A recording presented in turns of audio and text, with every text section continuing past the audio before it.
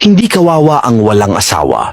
Ang kawawa yung may asawa ka nga pero hindi mo ramdam kung asawa ka nga niya. Ito ang masasabi ko sa quote na yan kaya makinig ka. Napakalalim ng pahayag na ito at napakagandang paalala para sa mga taong iniisip na ang pagiging single ay kawalan. Ang pagkakaroon ng asawa ay hindi palaging sukatan ng kaligayahan.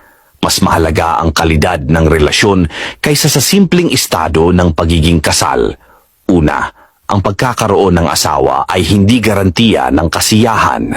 Oo, masarap magkaroon ng katuwang sa buhay, pero kung hindi mo naman nararamdaman ng pagmamahal, respeto at suporta, ano ang halaga ng relasyon na iyon? Maraming nasa relasyon pero pakiramdam nila ay nag-iisa pa rin dahil wala silang emosyonal na koneksyon sa kanilang asawa. Hindi solusyon ang pagkakaroon ng asawa kung hindi ka rin magiging masaya. Pangalawa, huwag mong gawing sukatan ng tagumpay ang pagkakaroon ng asawa. Hindi ibig sabihin na kapag wala kang asawa, kulang na ang pagkatao mo. Ang pagiging single ay nagbibigay ng kalayaan para tuklasin ang sarili, unahin ang pangarap at pahalagahan ang sarili. Mas mabuti ng single ka pero masaya at payapa kaysa nasa relasyon ka pero puno ng pasakit at kawalan ng respeto. Pangatlo, mas mahalaga ang pagmamahal kaysa sa titulo. Ang pagiging asawa ay hindi lang papel na pinirmahan o titulong sinasabi.